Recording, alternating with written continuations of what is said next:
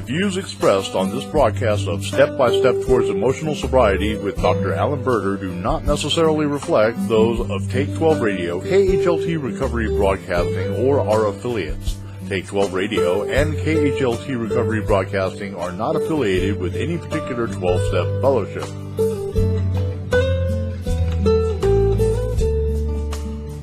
And now, here's your host, Dr. Alan Berger and the Monty'man. Well, welcome everybody. I'm a little wound up this week. I won't go into why, but I'm wound up. So I'm ready for a really great show. Once again with our good friend Dr. Alan Berger, talking about emotional sobriety. This show is called Step by Step Towards Emotional Sobriety. And if you're listening on your smartphone, please visit our website at take12radio.com on your internet dial. And you can listen to these shows one of three ways. You can either click on the play button, which is an MP3 stereo stream button. You can click on the download MP3 link, or you can click on the play button on our YouTube channel, and all these are on that page. If you would, on the website under Saturday's show. If you're not into all that, you just want to go, if you're a YouTube junkie, like so many of my friends are, and that's all they ever go to, just go to youtube.com/ and then just type in my name, Monty Dale Meyer, MontyDalemeyer. It'll take you to Take 12 Radio's YouTube, and you can click on any of the step-by-step towards emotional sobriety shows. Well, Dr. Berger, welcome to the show once again, my friend. Well, thank you, Monty, and very happy to be here again on this Wednesday night and sharing with some people some tips about how to establish and sustain and maintain emotional sobriety in their lives. And I want to give a shout out to Marco. Marco is one of our regular listeners. We have quite a few, but he is one that keeps in contact with me. And I just want to say hi to Marco. It is so rewarding to know that there are people out there listening, but it's even more special when people write and send email or make a comment on Facebook, and Marco does that on a regular basis. And bless his heart, Dr. Berger, he gives what he can. He gives what he can about once a month towards Take 12 Radio, and we so appreciate him. But he really appreciates this show and what you have to share and teach us. Well, that's great to hear, Monty, that we're touching some people's lives. Yeah, that's what this is all about, is carrying a message and helping people take that next step in their recovery, that step towards emotional sobriety. Well, what are we going to be talking about during this show? Well, as I said to listeners a few weeks ago, that what we're going to be doing at this point in time is going through chapter by chapter my book on 12 smart things you can do when the booze and drugs are gone. And I'm really pleased to say, Monty, there's over 17,000 of those books circulating out in the recovery community right now. So, the book is really reaching people and speaking to people. So I'm very excited about that, and I'm excited that people are interested in learning about emotional sobriety, because to me, this has made a huge difference in my life. And I know, you've shared in some past shows just the things we've been talking about and how it's affected your life. You bet. Oh, it's incredible, isn't it? The whole process that we're talking about. Yeah, yes, it is. And I regret that I didn't know some of this stuff before, but it's never too late, right? That's right. Exactly right. Yeah. Okay. So today's topic is on it's actually in chapter 4 of my book, but it's smart thing number 3. And the title of this is Stop Taking Things Personally. Well, let's go ahead and understand that and unpack it from a couple different directions. First of all, what makes this so important is that emotional dependency gets us to interpret things in a very, very personal way. And that's because we end up looking at other people's behavior as though it's a reflection of how they feel about us. So when I see somebody treating me a certain way, I read into that they're treating me this way because of who I am and how they feel about me. So as soon as I interpret what they're doing personally, then I end up becoming very, very reactive. Because remember, what we talked about is the emotional dependency is my dependence on other people for my security and my prestige. So if you're not treating me the way I think that I should be treated in order for me to feel okay, then I feel like you're messing with my security and you're messing with my self-esteem. So this hooks us right into their behavior. And really, when I say it hooks us into, what we're really doing is hooking other people. We're trying to hook them to do things the way we want them to so we feel okay. So my emotional dependency ends up making me very reactive, and it looks like I'm very sensitive to how other people are feeling. But I'm only sensitive to how they're feeling in terms of how they're feeling towards me. Yeah, isn't that interesting? We're not too concerned about how they feel about everything else, but boy, when it's about us, look out. It's about us, man. What did we say? This is self-will run riot. Yeah. Right? Well, listen, even after we put the plug in the jug, we still have to deal with the self-will run riot. Yeah. Because this is it. I mean, this is a part of our selfishness, our self-centeredness. You know, when I am looking at other people's behavior and thinking about what it says about me, I'm being extremely self-centered. So this whole thing about stop taking things personally becomes an antidote to this whole problem that our low level of differentiation creates. Now, let's just remind our listeners about differentiation. Yeah, please. Right? Because that's a concept we discussed a while ago. I mention the term every now and again, but I think it's worthwhile to go back over it. Differentiation has to do with your ability of balancing your need for togetherness with your need to hold on to your individuality. If I'm able to balance that well, and what is emotional sobriety? It's about having balance.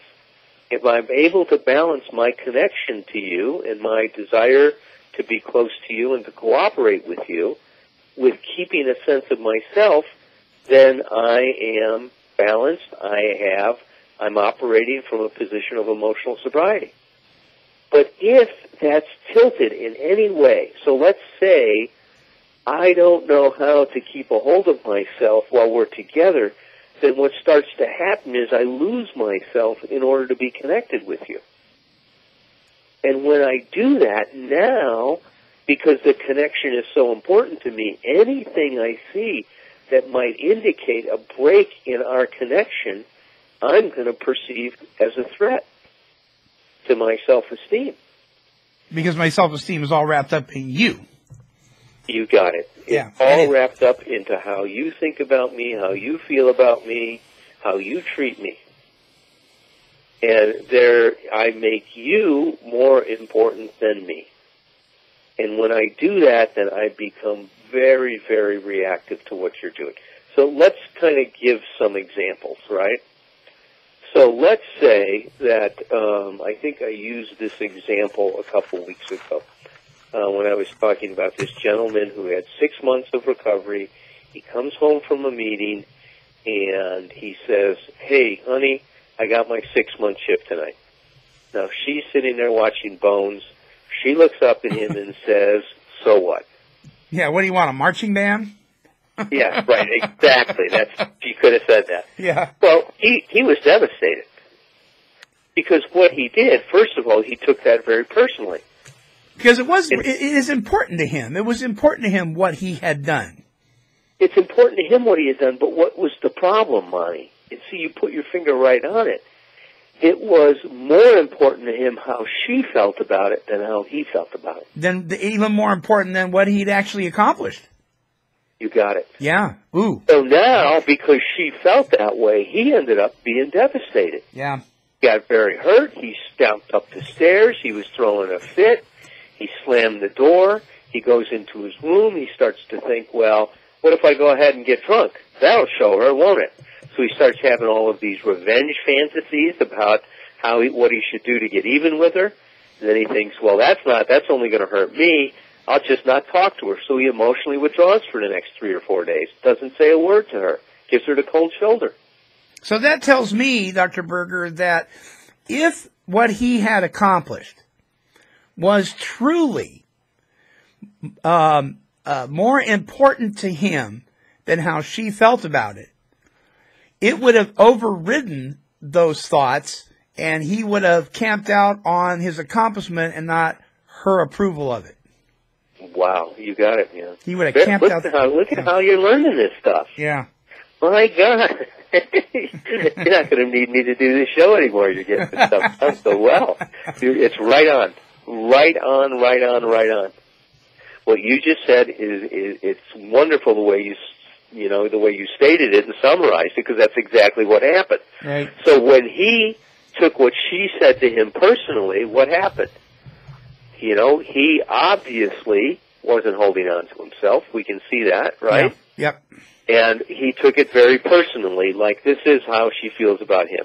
But let's go into this a little bit more, because what I didn't tell readers, is that this was the third time he got a 6-month ship. Ah. So she was sitting there, very reluctant to jump on the bandwagon again. Understandably so. She had done that twice, and she got thrown off. So she was very, very hesitant about banging any kind of drum about how great this was. So when he took it personally that she doesn't care about me, she's not supporting me, he wasn't seeing her. He wasn't seeing that it wasn't personal. She was protecting herself. She wasn't going to do this to herself again. Yeah. That was her way of standing on her own 2 feet. You got it. She was trying to keep her balance. Yeah. And not, invest in his recovery for her to be okay. So she was trying to do that by distancing herself. Now, it's not the best way. There's some ways she could have done that I think would have been more effective. But it's understandable. Right. That was her way of trying to hold on to herself and maintain her sense of self in the relationship. But because he was so into needing that support from her and needing the validation, he couldn't see her needs at all.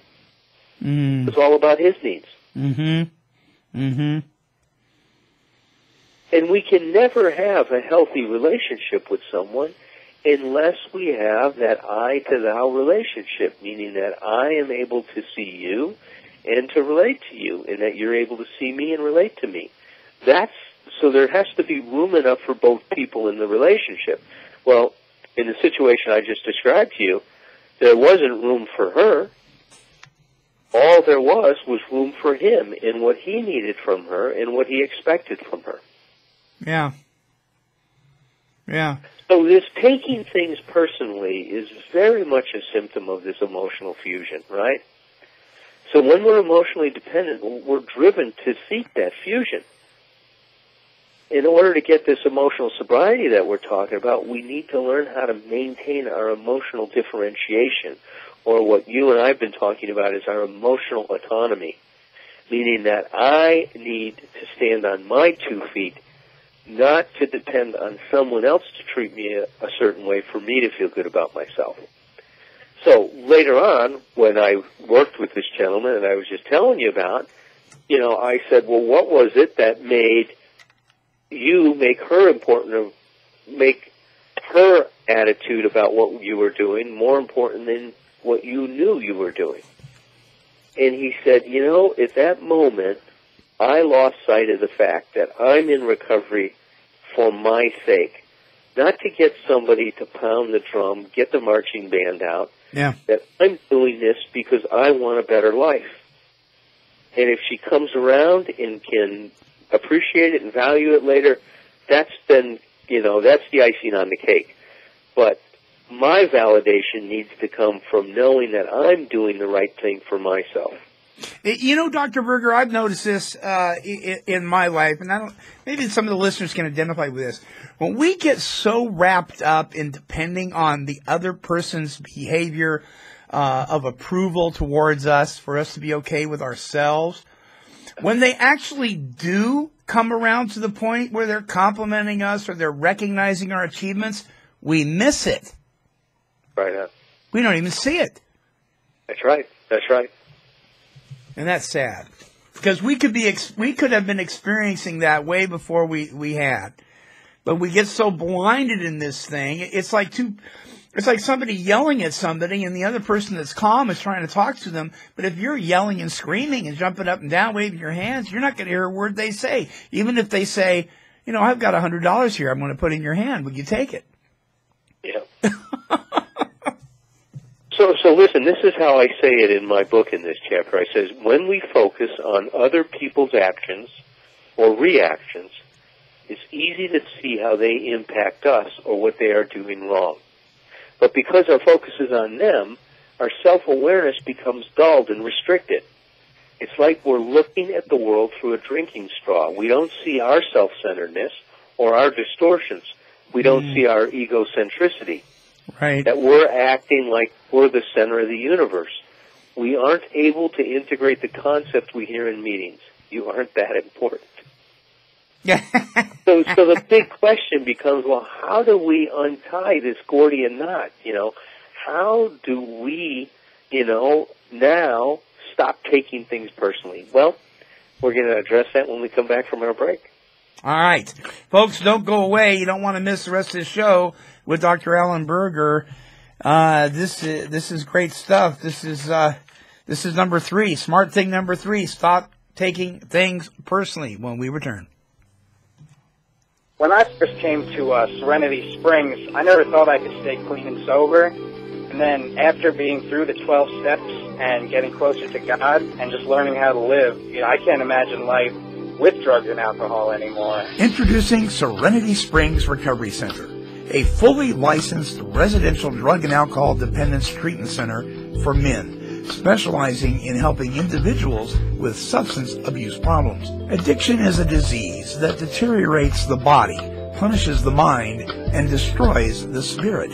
Addiction needs to be attacked on all 3 of these fronts. They work the steps, they work them extremely hard. Finding God is a big part, and that's what they did for me. They gave me a life second to none. Residents live in a resort-style accommodations and are able to participate in numerous on-site activities. Golf and working out, playing basketball a lot. Serenity Springs is a unique facility that is committed to providing exceptional individual care in small group settings. They talk about life beyond your wildest dreams. I never thought that was possible for me, and today I'm living it. And just being connected. Guys are like my brothers, just a big family. At Serenity Springs, they want to make a life-changing investment into your recovery. For more information, contact their 24-hour admissions department at 386-423-4540 or visit their website at serenityspringsrecovery.com. It's really amazing what's happened. I mean, it's nothing short of a miracle. You and I know all too well how talented folks in recovery are. KHLT Broadcasting, the Take 12 Recovery Radio Show, and the Recovery Broadcasting Network are handing you the opportunity to share some of that talent. If you've ever written your own songs and have always wanted to share them publicly, here's the chance to share your talent with thousands of people all over the world through Internet radio. For the next several months, the Monty'man will be reviewing songs written and performed by people in recovery. Whether you're an accomplished musician or a novice, he wants to hear from you. All forms of music will be considered. Adhering to federal copyright laws and possible contractual agreements, some restrictions may apply. All right, and welcome back. And please, if you have recovery music that is original, please send a CD to KHLT, P.O. Box 93, Albany, Oregon 97321. If you're watching on YouTube, you'll see here on the screen that information popping up right now. You can also send an MP3 file or files of your music to take12radio@comcast.net. Again, on your screen right now. Please remember that we no longer take cassette tapes, and it is important that you give us permission to use your music. And when you contact us, we give you all the details about how that works and so forth and so on. So, putting together brand new music sets. We have some up right now, brand new recovery recording artists. And also, don't forget, February's cartoon caption contest is in full swing. There's a brand new cartoon up there. Just go to take12radio.com and click on Recovery Cartoons. And if you win the monthly prize this year, the monthly prize is sponsored by recovery comedian Mark Lundholm. You're going to receive a DVD. This is from the live presentation plus bonus features, Addicted, a comedy of substance. You're going to receive that. And as a bonus, you're also going to receive How Is That Funny When Wrong Is All Right by Mark Lundholm, the recovery comedy CD, along with the DVD, if you're our monthly prize winner. And then you'll be entered into the contest for the drawing at the end of the year for up to $1,000 worth of recovery goodies. So don't forget to do that. All right. Our topic this week on Step by Step Towards Emotional Sobriety is smart thing number 3.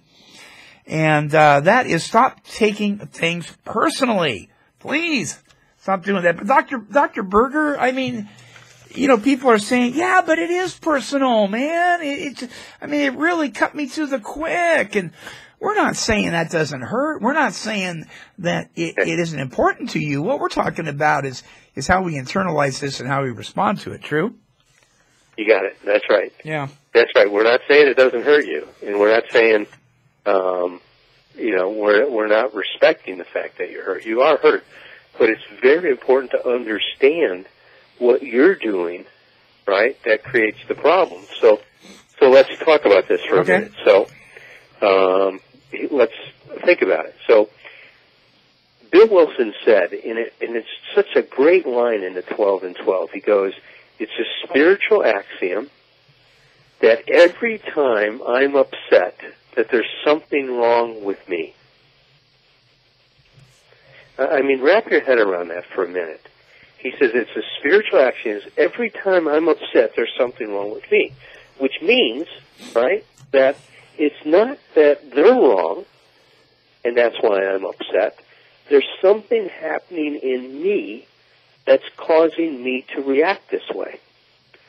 So when we start to develop more maturity in our recovery, we stop blaming people, places, and things for our problems. Mm-hmm. There's that great line in the book that says that we come to realize that our problems are of our own making.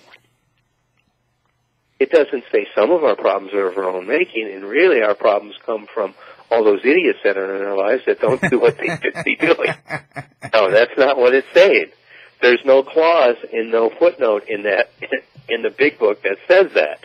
It says we come to realize that our problems are of our own making. That means all of our problems. And that's what Bill was saying, too, that it's a spiritual axiom that every time I'm upset, there's something wrong with me. Well, what's wrong with me? Well, what's wrong with me is I start to take things very personally. I don't see the other person. I see the other person in terms of how I think they are in relationship to me. Right. So to stop taking things personally, first of all, I have to see that I'm taking it personally. So I have to own that. And we talk about the power of the paradox, right? Yeah. The paradoxical theory of change. Once I own that I'm taking it personally, and I can say that, wow, I've just taken what you've done real personally. And, and as soon as I own that, then I have a chance to start seeing what really happened. And that it's not that you did it to me, you just did it. Now, Monty, this becomes such a powerful thing. In fact, in Al-Anon, they say it's not what they're doing to you, it's just what they're doing. Mm-hmm. So wrap your head around that. Yeah. It's not what they're doing to you, it's just what they're doing. So they're saying the same thing. My mentor, Dr. Kempler, used to say that in order to be more personal, you have to stop taking things personally. Right. A great line, because it means that as soon as I stop taking things personally, I'll see that what you're doing is you're doing it because of who you are, not because of how you feel towards me. Yeah. One of the great statements that I've heard from my sponsor was he would talk about in early recovery how he started to realize that his parents had wronged him there here and wronged him there. Doing the first column, right, the resentment thing. Right. But he realized years later, he said, you know what? Regardless of all that stuff they were doing, they were doing the best with what they had. That's right. Yeah. So he saw them in it, not just himself. About it and stuff like that. You can do whatever you want to do with that. Yeah. But what it does mean is that it wasn't personal. Exactly. That the way they treated you is just the way they treated you. Yeah. You made a statement at the beginning of the show, and I kind of wrote it in my own paraphrase as a question. Do you assume other people's treatment of you is based on their opinion about who you are? And yeah, say that again. Okay. Do you assume other people's treatment of you is based on their opinion about who you are? Right.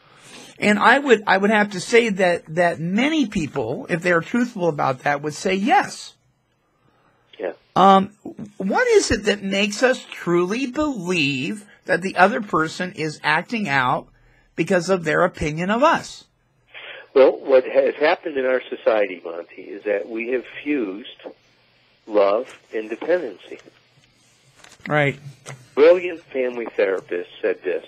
She goes, one of the truly basic problems is that our society bases the marital relationship almost completely on love and then imposes demands on it that love can never fulfill. Oh, boy. She goes, if you love me, you won't do anything without me. If you love me, you'll do what I say. If you love me, you'll give me what I want. If you love me, you'll know what I want even before I ask you.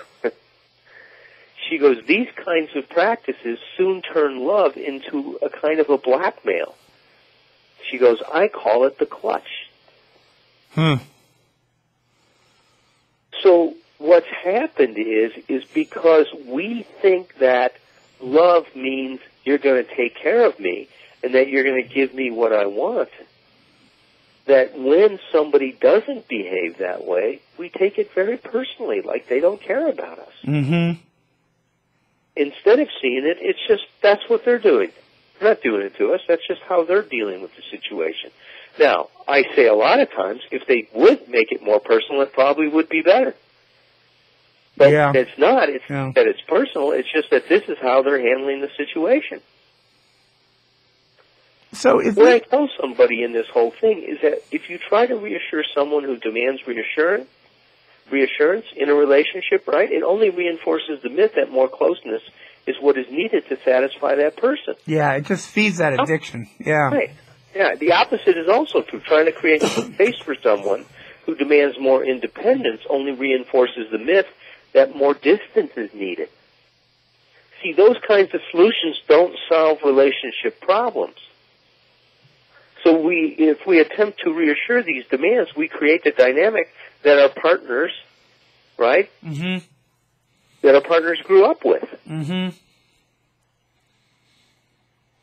So what we have to do is more this idea about how do we hold on to ourselves. We have to learn to soothe ourselves and not demand the other person make us feel better, but to find a way for us to hold on to ourselves so we can maintain our balance instead of expecting our partner to make us feel good so that they've maintained our balance. So does your book explain some of those tools? Are there some marching orders in there to explain how to do that? There's definitely all these ideas about, and I give some examples of people I worked with in terms of what they had to do.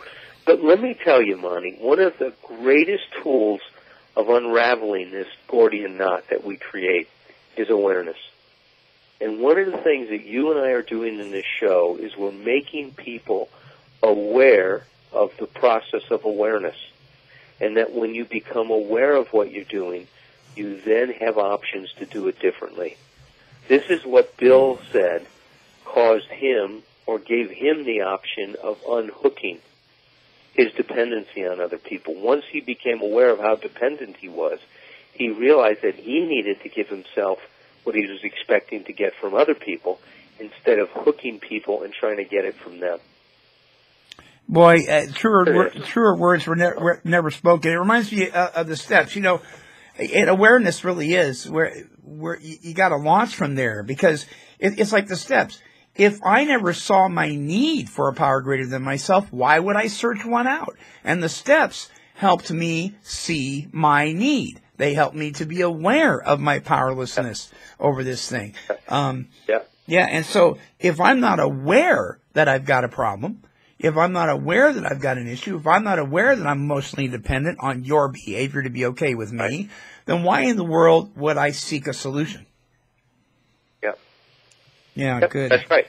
That's right. See, so we've got to use our awareness. Now, one of the things that we use our awareness to do is to hold on to myself.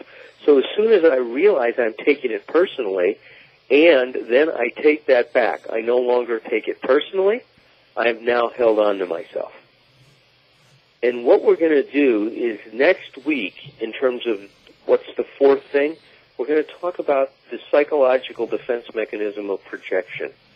And that how we need to deal with and own our own projections is another way of holding on to ourselves and establishing emotional sobriety. So that's just kind of a preview of the next show we're going to get into, is how to become aware of your projections. And to deal with that, we're going to first help listeners understand what a projection is, you know, what its purpose is, what its function is, and then how to start to be aware of that so they can own their projections, because all of that will help somebody maintain their center of emotional balance, right? Their center of emotional gravity. And that's what we want people to do. Psychological defense mechanism of rejection. Of projection. Of projection, yeah. Of projection. Wow. Yeah. Okay. All right. Well, we'll look forward to that. What we're going to leave our listeners with tonight is understand that what your partner is doing, they're doing because of who they are, not because of who you are. And once you get that in your head and you can start to look at them and see them as they are, then you can start to have a real relationship with them. Even if they tell you they're doing it because of who you are, it's not true, is it? That's right. No, that's just another ploy. Yeah. They think that that's what's going on. That's not what's going on. Yeah, right on. All right, great stuff. Good stuff. Did you get that all? Did you write all those notes down, Marco? I'll be hearing from him this week. All right. Great stuff again, Dr. Berger. Thank you so much, my friend. God bless you. You are... Bless you, Monty, and once again, a great show. And Marcos, keep holding on to yourself out there, buddy. There you go. There you go. All right. Until our next broadcast, don't forget Dr. Berger's email. You can email me all you want to, but he would love to hear from you. abphd@msn.com. It's right there on the website. You can visit his website there. You can visit the archives of these shows. Please go back and listen to them. They make a whole lot more sense when you listen to them in order. But don't not listen. It's important that you're here, because without you, we're just talking to ourselves. And quite frankly, you know, I'm kind of blessed, Dr. Berger. I mean, I feel like I got my own personal therapeutic session with Dr. Alan Berger every 2 weeks. Great stuff. All right, stay on the line. My friends, don't forget, do something now that will make the person you will be tomorrow proud to have been the person you are today. Dr. Berger, God bless you, buddy. All right, man. Take care, buddy. All right. Folks, till next time, we're wishing serenity for you.